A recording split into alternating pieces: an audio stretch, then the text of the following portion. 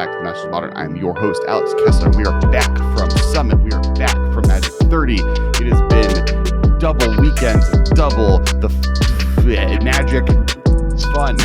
In-person paper is next. In-person paper is back, baby. Those are words. I said all those words. This is for those who don't know, this is the Magic Modern podcast. We do modern content, we do magic content, we do magic news, all those good things. We are sponsored by TCG Player. If you want to check out and buy some cool cards, if you're looking to buy cards at any point, if you just click on the link below, you don't have to put a code in. It just remembers we sent you, and we appreciate it. It helps fund this little podcast that could. Also, check out other sponsor altersleeves.com. Link below if you want to get to like the page of stuff. If you check out our Patreons for the month of October, November, December, and January all get a free altar sleeve that looks like this really cool the Emperor versus Luke Skywalker lightning bolts firing at each other. It also, if you join our Patreon, you get 40 minutes this week of free bonus content that we recorded before the show, talking about Magic collections, talking about Black Panther, talking about the MCU as well. Just a bunch of random stuff that we were talking about. It's really great. You should check that out as well. Beyond that, Twitter has died and maybe died this weekend. We're recording this on Friday, or Thursday. Everyone's saying it's going to die this weekend. We'll all find out tomorrow or next week. If that happens, please, there's a bunch of other social media platforms below. Please follow us there because Twitter is gone. What's going to be your preferred platform? Is TikTok, I guess, is your number one? For sure, TikTok. I mean, TikTok will become like, it's been in contention with Twitter, I guess, for the last 3 years. It'll become just the number one by a wide margin. I think like right now, competing Facebook, which I'm opening. I'll be just Facebook friends with anyone. Facebook is open for friendship. Tumblr is another one that I've like started posting some of my good tweet threads into, just to double up on, and it like functions. And we're already all on Tumblr to follow Mark Rosewater, so just also follow me. That one is the only platform though that I'm not Kess Wiley, because I can't get my Kess Wiley password back. Brutal. So I am the Kessel Run there. So Star Wars in it up. And then I guess I have a Mastodon. I don't know how Mastodon works. They use emails or something. It's bad. I mean, follow me there, I guess, too. I don't have a Mastodon. Twitter so much. I have an old Tumblr. I'll have to try to like log in and see like what it is. It's probably, I think it was before I even used Ben Bateman Media. So it's probably like Ben.Bateman or something. I have no clue. The Kess Wiley one uses my Webisodes network email. So I can't sign into it anymore because that website does not exist. Gotcha. Yeah, well, it's a crazy thing to watch. Honestly, it challenges, I think, our conventions of what seems like normal and possible, just given the size of Twitter and how it in my mind, it seemed impossible that somebody could buy Twitter and it could just fail. I mean, like, it hasn't happened yet as of the recording of this podcast, so it may not happen. But given everything that we're hearing, and it's a crazy moment. Like we've gotten used to using this app as for me, I'm not sure if it's the same for you. It's my primary form of news. Like without sure. Twitter, I guess I would have to like TikTok. Google search or something, or like TikTok and Facebook again. I've already seen myself use Facebook more today than I have in a while. But yes, it's definitely a crazy moment. So that has been happening over the last couple of weeks. You mentioned we obviously did Magic 30 a couple weeks ago, which was cool. We got to do the Summit, which was super awesome. We'll talk about that a bit on the episode today. Congratulations to those folks for doing such a great job running a first-time event and really making us as creators, and I think the community at large there feel super welcome, which was really fun. There were some big announcements that we're going to talk about as far as the schedule going forward next year. The MagicCon schedule was announced while we were in Utah. Had you been to Utah? It was my first time.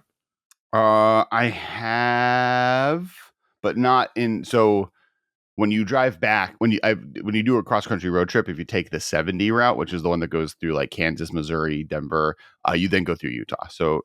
But I've only been to like the southern part with like the Red Rock National Park as you like drive down from Vail to the Grand Canyon. Literally, we like got through Vail, and the person I was driving with was like, you know what? I've never been to the Grand Canyon. We have time to go. We're going. We like made a left. The car broke down in the middle of the desert. It was actually pretty scary. We didn't die, and we got to the Grand Canyon as the sun set, and we were like the last people they let into the park. This was better than This was better than that. I'll say that. I didn't almost die in the desert. It was cold. It was really cold. It was like 35. It was really nice to be in a city where all the major hotels that were available were within a block, really, of The convention block hall.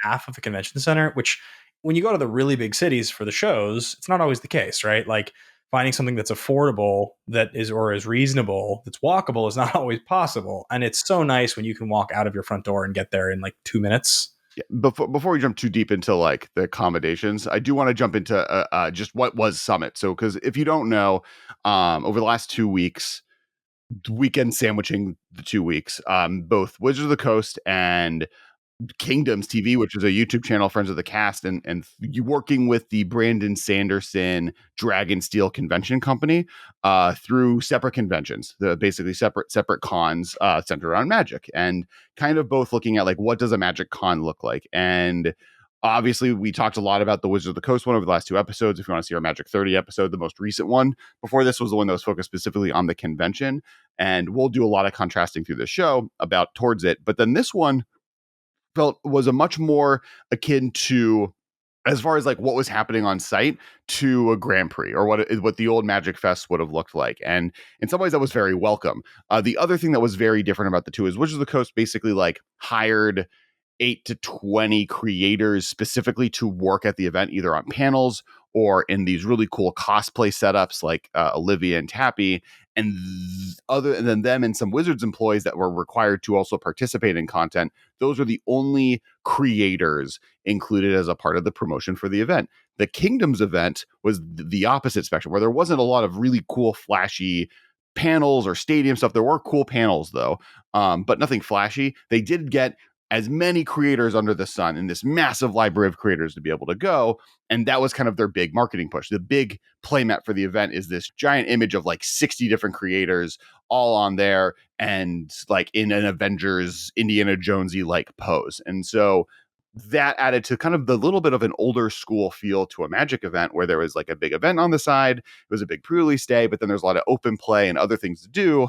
Felt more like an old school Magic Fest ran by Channel Fireball, which is weird that that's old school, or an old school GP before that. Sorry, now we can talk about. I wanted to explain for people that don't know what it is. That's what we're going to be talking about. We're going to be talking about how that kind of worked, how the event went off, pros and cons, the creator program that they used itself, and what were the benefits of it, if there were any negatives, etc.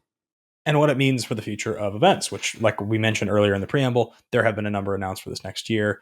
Yeah, it was a really cool thing. It was really fun to go.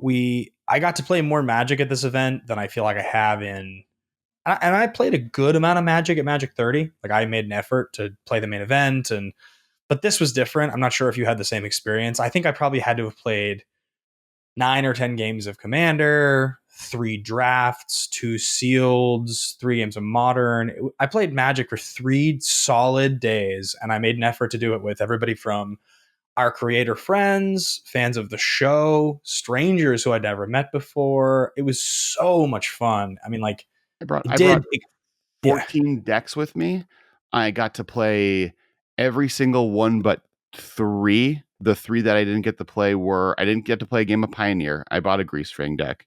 I didn't play an official game of Artisan, so I had 2 Artisan decks with me, Torwalkie and the bird, the owl, the blue-white bird. Yeah, the one that draws a card when you cast a spell from not your hand. And that one's a lot more tuned to like I've played it in non-Artisan games and it just gets stomped. It's playing a bunch of really over expensive cards, but it's like good in regular Artisan. And then the third one was I had a Kess foiled out precon. I didn't get to play. But other than that, I played all other of the 14 decks I brought. I played 11 different ones and participated in an entire Innistrad draft and did an entire Chaos draft with you. So compared to Magic 30, where I played a total of 5 games, 2 of which ended within 5 minutes. So they were like, it was one game that ended in 5 minutes and the next one ended maybe in 20 minutes. So it was significantly more games. One of the biggest differences between the two events, and I think this is I think it's like a sort of a good comparison because I don't think that every single Magic event going forward is going to be at the level of Magic 30 or the Magic cons that have been announced. I think those are a few events a year that are going to be on that level. I think if there could be more events like Summit, it would be great. where it's anywhere between 2,000 and 3,000 people. It feels like a very large GP. You have artists, you have vendors, you have tournaments, and you have big open play area. And I think like one of the things I liked so much about this compared to Magic 30 is 30 was so big. There was half of the people there that I wanted to see that not only did I not like see because we couldn't make time, I just didn't even accidentally run into them or physically see them. I didn't actually like run into them on the floor, right? Like right. I didn't get a chance to see them. Like some of our good friends who have been on this show, Ashlyn or Andrew Brown, who were there, I like never physically ran across them. Andrew and I texted, but like it was 10,000 people. So there was a lot going on and we missed a lot of folks. And at this event, by the end of day one, I had traversed the whole hall several times. I got to meet many people. And throughout the weekend, I got to hang out with our friends and I got to meet a lot of people who have supported our show and our adjacent shows of our friends and like get to talk to them and hang out and like talk about the decks they wanted to talk about and play games. And I think an event of this size, of the 1,500 to 1,500 to 3,000, depending on the day, is a really healthy place for Magic to be. One thing that I do think it's really important for people to note is that 10,000, the Magic 30 number, that's the same as the biggest Magic event that's ever happened, right? Vegas from like 4 years ago was like the biggest. Different, right? Like the Vegas that was a few years ago, which was the largest, that had 10,000. That was 10,000 participants in the event. That is different than 10,000. There are much more people at that event than that 10,000, right? I would say that event was probably closer to 15,000. Based on the people who were shopping, people working the event, the people that were playing in the command zone, the creators that were around, people that were just doing side events the whole time, right? That balloons up pretty significantly once you add the accoutrement of people that aren't just like, I'm here to play Modern, let's go. You're talking about the 2019 or 17 event, whichever one of those was the one that broke the record. Yeah. And all of the Magic Fest Vegas, right? All three of them were record breaking, and all of them, because they worked differently, right? The first one was one big event. The second one split that event into 4 pieces. And then the third and fourth one were 3-day events that had 3 different GPs throughout the weekend, splitting it up. So with that in mind, the Magic 30 turnout is more comparable to one of those sized events. In the old days of GPs would range anywhere between like 700 and like 2,000 people was like, I would say, the sort of average turnout. And you'd have them in some seasons, you'd have 20 in a year, 30 in a year, have them every weekend for a while. The fact that this was 1,500 to 3,000 as a first time event, this is the first time Summit's ever done this, is remarkable because it's the same size basically as the biggest GPs that weren't massive anniversary events. And I spoke to the organizers at the end of the weekend and they were so excited. And they were like, oh yeah, we're already planning next year. We've got these ideas for things to do differently, for things to upgrade. Like, thank you guys for coming. This was phenomenal. We got to participate. I got to play a set on Friday night. There was like a creator party kind of get together thing they did. And they kind of gave me a little room and I played a short set, maybe 7 or 8 of my own songs. And it was super fun, but it was like kind of set up and provided by Summit, right? They were like, thank you for coming. We'd love to have you do this. That's such a cool way to include us like that. I mean, that really is a very special thing that feels unique to this event and not the others that we've been to. So for me, I mean, there's a lot to talk about with Summit, but I think the question of what are Magic events going forward going to look like is the conversation I really want to have.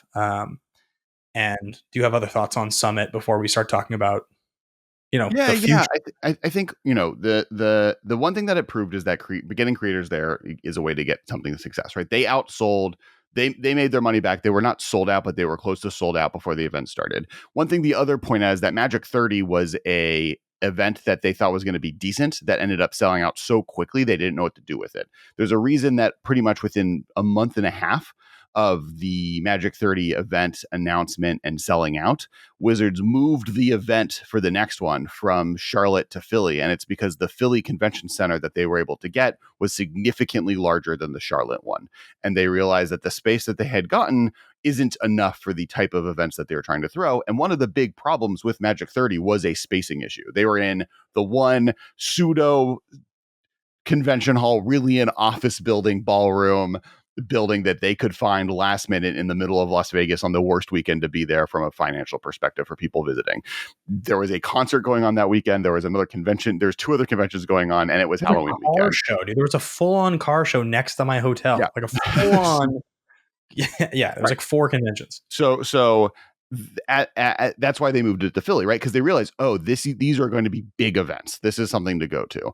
The Magic Summit event was also massively successful. They made their money back, and they were in the black as of opening moment, right before it even started. And from that point on, all of the cool product they were able to sell, all the events they were able to sell, all of that was really great. One thing I do think is that like there's an amalgamation of both events that kind of creates like the perfect event, right? The inclusion of creators at Magic Summit, and I'm not even talking about like there was like small perks like helping you get from the airport and like a green room that was exceptionally nice that were cool, but I don't even know if that extent is needed. But I do think like their inclusion, I think their celebrity of the community that these people have been able to build, including ourselves, was really, really cool. I think it gave a lot of people that were going to the event excitement to be there. One of the coolest things about the Magic Summit event was the playmat that a lot of people got had every face of the creator on it, and it created this scavenger hunt where people were running around the convention hall all weekend trying to get every single person on the playmat to sign. If you were one of the 5 creators that wasn't there, that was on the mat because of different life things that happened, LSV, Zbex, Vince, Pleasant Kenobi, be prepared for people to show up at random other events in the future being like, hey, you're one of the few people I'm missing. Can you sign this mat?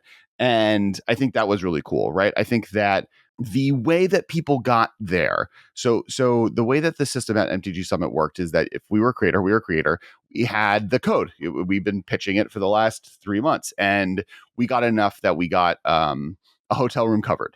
Thank you to everyone that listens to this podcast that used our code to participate. I hope we saw you. Everyone who actually said hello to us and we're like, we used your code. Thank you. And that's so cool of you to do that, because it did make our trip that much more awesome and really made us feel very, very supported while we were there. So thank you for that. And with that in mind, I think that's totally fine, right? There's a conversation on like it's a lot of free advertising for something that if we didn't get something comped, you know, that there's like a question about that. I think that like personally in hindsight, if and now that this was a successful event moving forward, I think this type of program, there should be an upfront stipend of some variety, $100 or whatever dollars, or maybe the plane ticket or hotel room just automatically costed, and then the other part of that is covered with the advertising fee that comes with people using your code, right? Like I think that is a way to do it. I think that also makes it so like the significant amount of free advertising they got for a 3-month period isn't just free and then you go and you didn't get paid to be there. I think that's a benefit, right? I think that's something that like economically the way of creators getting paid is important to do. For the record, this isn't for me. This is for a lot of other people that had, it costs money to fly there and they don't have all of the airplane miles that me and Ben have that we're able to some way, get there. Now, the hotel was very nice and is very appreciated. And thank you for helping us get there. But I think that there's a lot of creators that like, this is a much more significant financial drain on them. And if they weren't able to unlock all of the things, then they gave a lot of free advertising for something that they then have to pay for. So I think I think there's a way to do that better. But at the same time, what they did is so much better than what Wizards did, right? Like I advertised Magic 30 for free significantly just by going and being a part of it and talking to people that I was going there and tweeting about going there. And it cost me hundreds and hundreds of dollars to advertise for Wizards. I was going to say too, to add to that, like,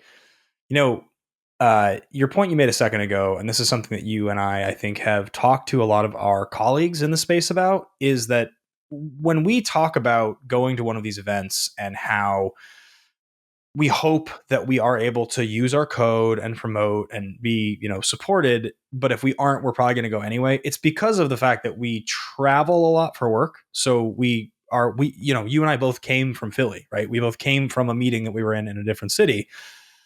That allows us to, I think, go to these things and enjoy them as creators without the pressure of delivering a certain metric or a certain amount of tickets sold or something like that. That is not the case for people who are full-time Magic content creators. Many of our friends who have a podcast, a YouTube channel, they depend on the support of the community, whether it's like affiliate codes to sell cards, or if it's a show like this, actually taking them out there and making sure their time is worthwhile. If not, they can't go, right? Like they have to stream. They have to be streaming because that's their livelihood. And that's the difference. Is there's a certain luxury that I think you and I get to experience because we don't depend on the podcast to literally pay our rent. Your child is not eating because of this podcast. And I think it's one thing that when listeners of our show and others need to acknowledge is when you support your favorite creator who is like a Twitch streamer or a podcaster, and they talk about the necessity of doing this, they don't have a day job. Like they're not saying it like please help. It will be cool if I get this many check marks for the event. It's like they're saying it is this is my livelihood, and they're so appreciative that Summit is doing this and including them in this way. And that is one thing I think that Summit did such a great job of, is that once you were there as a creator, they had this great system where they went, okay, if you're a creator, you're here, you essentially have the VIP badge. And the VIP badge basically means that every single event through the whole weekend, if you would like to play it, you're allowed to. You're signed up. You're automatically pre-registered. You're pre-registered for a pre-release, for a draft. This means that if you want to sit down, somebody there will see you and they will want to sit down and play with you. And we're going to make it that easy for you. Now, what's funny about that is because so much time is spent playing games of Commander, hanging out, walking around, most creators at the most over 3 days probably played, I don't know, 4 events. And that's probably pretty generous. I don't know how many you played in. I think most people I know played in like 2, 1. Like the time to sit down and play in a full event that takes 3 or 4 hours is over the course of a weekend, quite the commitment. So to do 3 or 4 of those takes up a lot of the weekend, not to mention the creator clash thing that we're going to talk about in a second, because it was super cool. Yeah, I mean, and like I would not have been able to go without enough people signing up for codes, because that was one thing that made it so like, hey, Whitney, this is being provided for, this is helping, right. We can use this money. So, and to that point, like there's a lot of ways this event treated people, not just us, the people that were playing it, right? The one nice thing is that if you had that VIP badge, that's something that Magic 30 didn't have, right? That a like on-demand event pass. Like the one thing, and this is kind of the point, kind of getting past the like that part, is I was joking before going to this event that this event was about the gathering, while Magic 30 was about the magic. Which in hindsight, I would almost say this event was about the magic and the gathering, because I played more Magic at this event than I did 30. And the 30 event was about something vaguely magic-y with some gathering and some playing. But the other thing I do want to, like, on the negative side, so just some negatives for Magic Summit, because I do want to bring those up. One thing, and it's an interesting thing, because it's the future of tournament Magic, and it's kind of on Wizards, is tournaments. The tournaments were basically at both events very, very, very unstructurally run. Probably the biggest flaw of both at Magic 30, there was massive issues with TO running, and having the fact that read pop signups and what events were happening when were delayed, were changed, and how they tied into the pastime system was totally messed up. At MTG Summit, very similar issues where the app that they created had a lot of flaws to begin with, and just getting the events running. There was a 2-hour break on day 1 for the original event. And part of this is just because Wizards has gotten rid of DCI numbers and all of the tournament software that existed before COVID, and the way people were running, trying to create this new software because they tried updating, but it's untested. No one knows how to work it. And when there's an issue, they don't know how to fix it.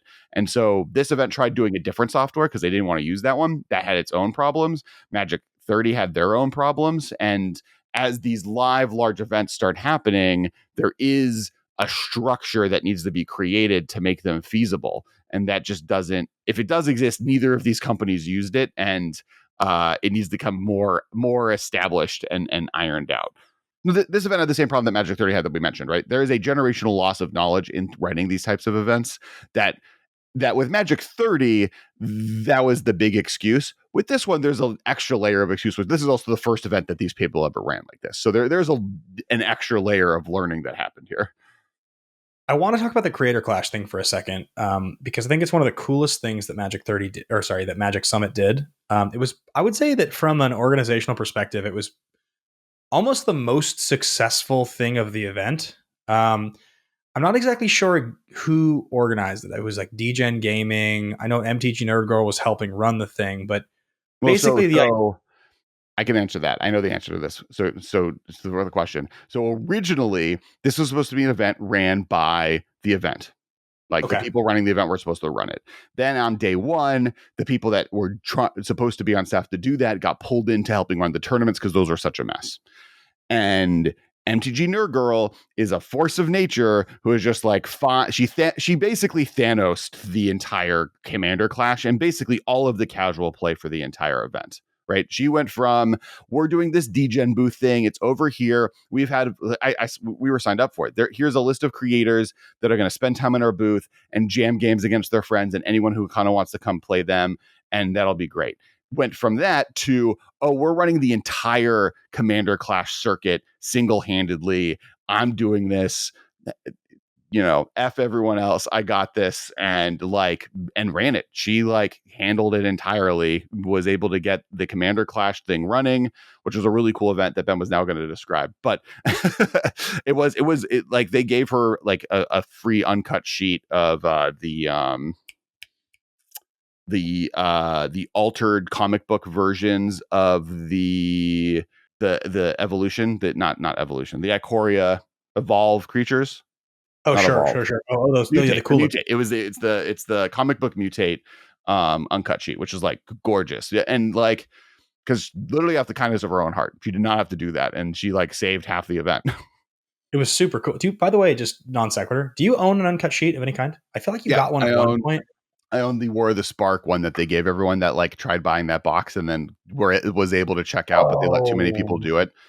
Right. That's the only one. I've never owned one, and I actually thought about that's something I think I'd like to own and get framed in my home. Not that one, but an uncut sheet I think is something that would be cool. It feels like a piece of Magic art that I would like to have. I have it. I have it right next to, it's living next to Naruto, Avatar, and then over there are 3. When you enter into Disneyland, they have those movie posters of the different rides, and so those are actually from Disneyland. They were from a TV show set that they did to talk about their thing, and then a friend grabbed them and he gave me 3 of them. So I have Sunshine Tree Cherish, the Railroad, and then Pirates of the Caribbean posters. So the Creator Clash event you were talking about that our friend MTG Nerd Girl ran, is the idea was they were going to have slots where every creator who was at the event would show up and do 2 to 4 hours of gameplay. Basically, it's just like the Command Zone. It's just that creators would sign up and they'd be at a table and they'd play for a couple hours. But the cool thing was, because they were promoting Brothers War, if you were a creator and you wanted to play Commander, they would give you a precon so that you had a deck to play and you got to play brand new cards. And so people could play their decks against your precon, which was cool. So I played the Mishra precon. However, once you sat down, if the people were hey, we don't really want to play a precon, play your own deck, you could do that as well. They'd still give you the precon, so you'd get to play that at other events or whatever. But you'd play 2-3 hours. And then the thing that I did was I got to draft. So they were hey, we have a group of people who want to draft. Will you be the guy, the creator in this pod, to do a Brothers War draft?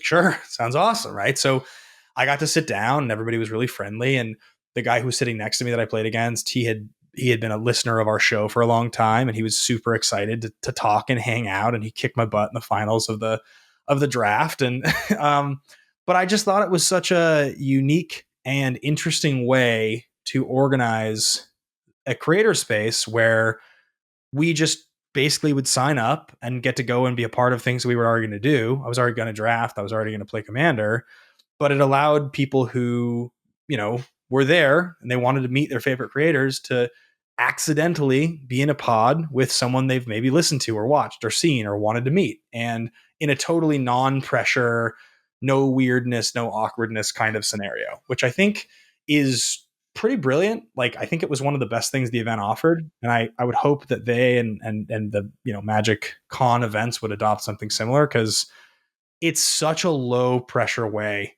to get the creators involved. It's such a great piece of a few hours to volunteer your time for, and I think it allows you to interact with the community at large in a way that organically, sometimes it happens, but sometimes it doesn't. Sometimes it's kind of weird. Sometimes people are really nervous to ask you if you want to sit down their pod, or sometimes they you don't know who to sit down with. You just end up sitting down with your friends. I played like a bunch of games. Actually, I didn't play that many games with you, but normally I would play like more games with you than I probably should, because I should be playing strangers and randos. No, I mean, it was really cool getting to play with a bunch of people. I did an original Innistrad draft. That was amazing. And we did a whole TikTok thing with the other creators in it. I was in the cosplay booth for basically 4 hours, just jamming games of Modern against anyone who would walk by the table. And that was amazing. By the way, my blue white black Esper Jeskai Stoneblade, sorry, not Esper, Geist Stoneblade list is like so good. Let me tell you. I would rather talk about your Burning Vengeance deck that you drafted in the Innistrad draft, because it was so sick. You got the ultimate deck from that format. I like looked at it and I was just like, this is ridiculous. Get out of town. There's like one deck that I wish I got more of it, but the nice thing is that either both of them, you can just go into like the blue flashback spells and just like pick those and hope you either like get red Burning Vengeance cards or you get green black spider spawning cards. I got the Burning Vengeance ones, and oh man, like and then I got the someone passed me an Invisible Stalker because fools.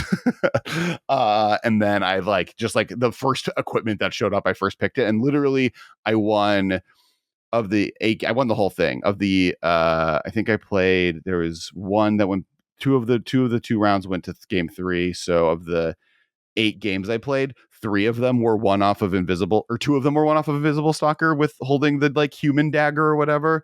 No, it's the format's so amazing. The one thing I will say, and it's bad for you, it did remind me that I would rather play just a full-on draft of one of those old sets and spend the money to do it than a chaos draft that includes maybe a pack of one of those sets. And I kind of realized it. I had a Zendikar pack in the chaos draft we did, and I opened it. I was like, oh man, I kind of wish I was just doing a Zendikar draft where like those cards are so cool and iconic. I totally disagree. You still your tongue, sir. I mean, like I love chaos drafts because the other side is like I can spend $45 in a chaos draft and get to play with some of those packs versus a Zendikar draft for a group is like $100 expense, right? So there is a vast difference in price point of what we're talking about, but. Also, guys, just for the record, Alex was tired and he got his butt kicked by me in the chaos draft. So I lost very badly in round 1, and then in the Innistrad draft, I took the whole thing by myself and so like now he's convinced that it's the best. There was definitely one game where Nat on Twitter, she had the 1/2 1 mana tap a creature down human, but like put the 2 mana enchantment that gives +2/+2 and flying. That's also really good.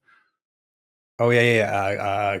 Gift of Flight, Geist Wings or something. I don't know. But then that's the game I had turn 1 dagger, turn 2 Invisible Stalker, turn 3, and literally it was like she was doing 3 damage to me a turn, and I was just doing 4 damage, and that 4 damage was just more than the 3, even though she swung first.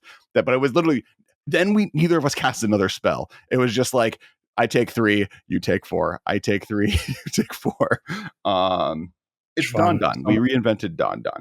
Innistrad draft is so good. Like I there's a TikTok that we can link to that has I filmed the entire draft pick by pick, so you can see my whole pick order, which is cool too.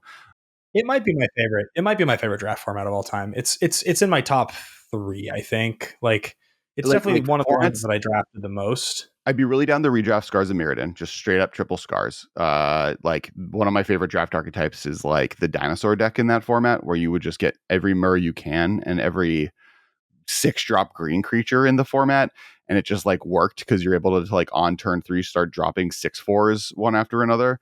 I never drafted triple scars. The ones that I remember that are like the best are Rise of the Eldrazi is an epic draft format. It's really fun.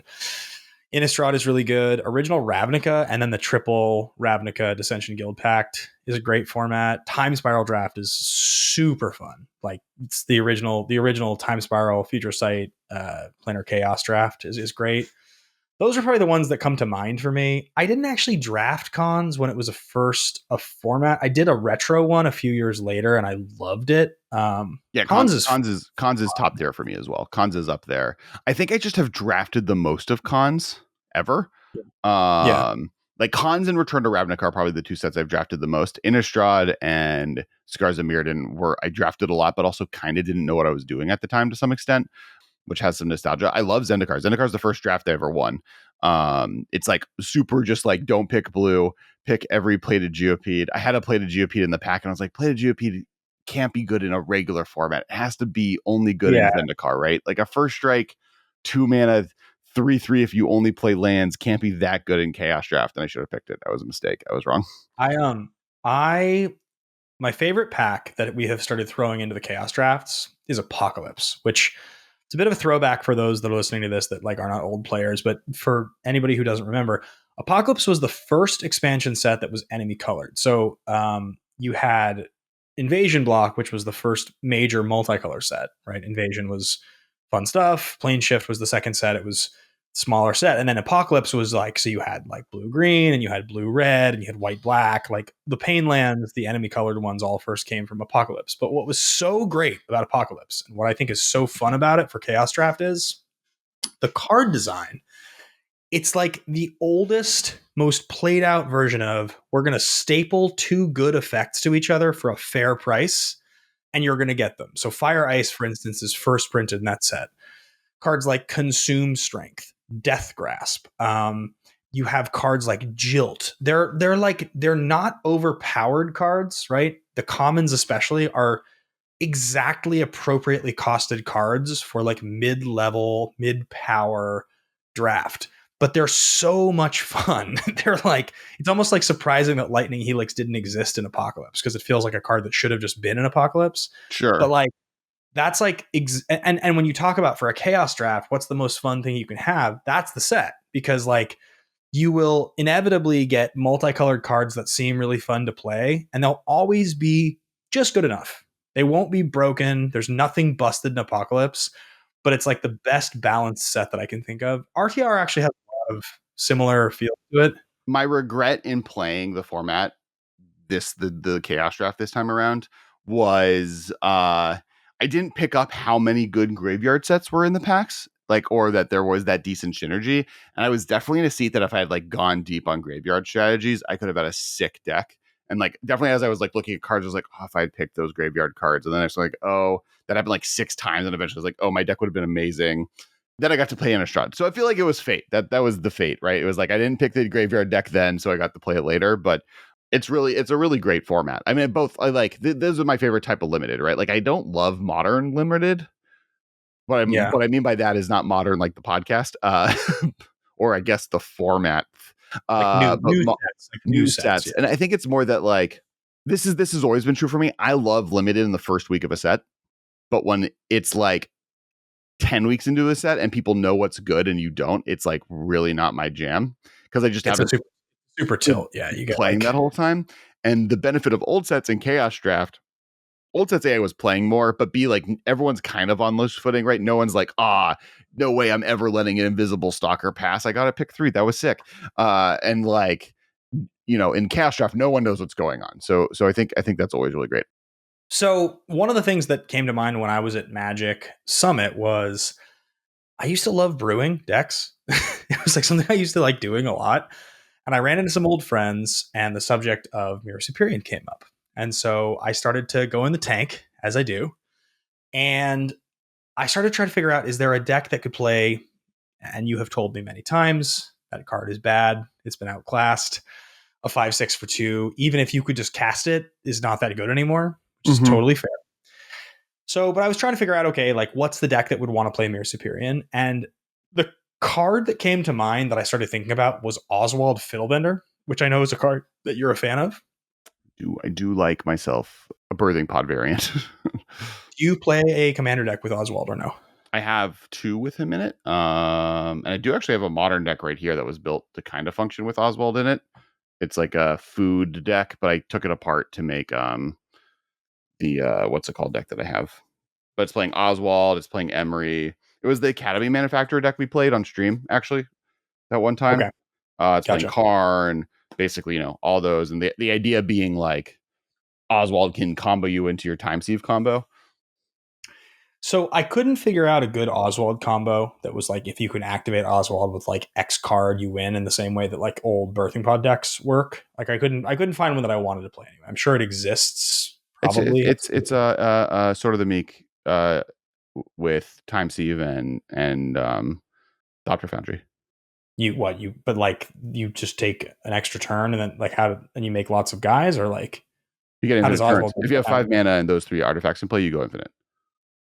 Got it. Okay. So You that's have infinite turns, then infinite life, and infinite, or you have all of the turns you have left in your deck, I guess, and then you have infinite life. And you just attack with a massive army once you get to more than 3 mana above. So what I was trying to figure out was, okay, so Oswald, white card, other good white card, Stoneforge. Stoneforge gets a 7-drop called Caldra Complete, which means that in theory, you can get a 7-drop into play for pretty cheap, and Oswald could turn that into some sort of 8-drop, which was a cool idea when I thought of it. I was like, okay, like Sphinx of the Steel Wind or Sundering Titan, right? There's a few Platinum Empyrean that are powerful cards, none of which are like, if I get this in play, I win. So it's a bit of like hard work to try to do that, but I still think it's cool because Caldra is good anyway.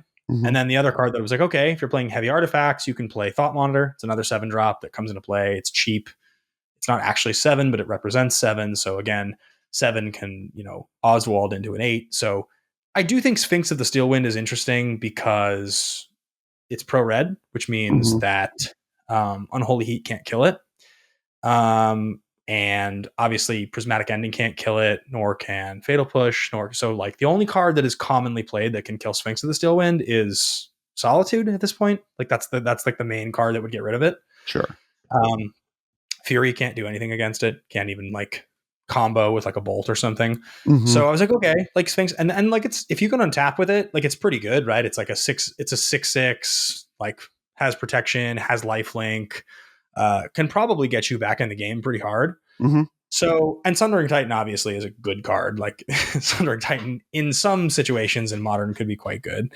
So I was like, okay, if I'll play Stoneforge anyway, and Caldra is really good anyway, and if if Thought Monitor can get into play for cheap, it's good. So I was like, that's the core. And I was like, all right, well, that means Solitude is in play because I'm playing a bunch of white cards. And I need to have white, so I need to be able to remove things. So Portable Hole is a really good card because it's an artifact that stays in play to beef up your artifact count. Sure. And then I'm pretty sure that just like Esper Sentinel is the best 1-drop you can be playing in that deck because it's just an artifact and it's a 1-drop. So like that's already like the core of the deck. And then I was trying to figure out something else that Oswald could do with cheaper things that are not just 7-drops that would still be good. Because the problem with the deck obviously is that Stoneforge and Oswald are both the same card and they want to come down on 2 and then do something on turn 3. Sure. But you want them to be basically in play together. So that's the current brew I'm on. But what was fun about it was I think the deck could probably play 1 Mirror Superior. Like it could just play a single copy because like you could turn Esper Sentinel into a 5/6. Like it's just easy. Sure. Okay. Right. Like you can just like have a 5/6 that any of your 1-drops, your Relic of Progenitus or like whatever 1-drop you're playing in the deck can just turn into a 5/6 if you want to, which seems fine. It's sort of sad. I want to go heavy on Superior. And I was like, okay, I can play Vial and 4 Superior, and then my Vial can turn into like another Superior, but it's like I just don't think you can play 4 Superior in the deck I'm talking about. It just doesn't. I just don't think it's like, well, here's the problem. Tarmogoyf is currently considered a bad card. Mirror Superior is a harder to cast, more fragile Tarmogoyf. Yes, agreed. So if you're not getting like some sort of incidental value out of it, it's like hard to justify. Sure. Now that's not to say Oswald doesn't put him in the play though, does it? It does, doesn't it? It does. So if we want to talk about Oswald shenanigans, is the new prototype a mechanic? Oh, sure. So I mean, next week will be when we do our. I have a cool idea to film with for maybe a Brothers War review. But the fact that Oswald can take one of the prototype cards, it can. Unfortunately, cannot. I looked this up already. Why can't it? If you cast a 7-drop creature for its 3 casting cost face, you have to blink it. You have to blink it while it's in play to get the bigger side. Well, that's actually not that hard. Is there artifacts that blink artifacts? Do you have to go to the 5-drop artifact? The Guardian's probably the. No, the only artifact that untaps anything is the Spire Monitor. No, not untap. Blink. There is an untap. There's the Corridor Monitor will let you go from 2 to 4. Oh, not Spire. Yeah. Corridor Monitor, the 2-drop. But yeah, but I'm talking about blinking. Is there an artifact that blinks an artifact? or I creature. don't think Or there is it's I have one in front of me. There is one in this deck that I just made, not in this one. I'm gonna find it. It's called.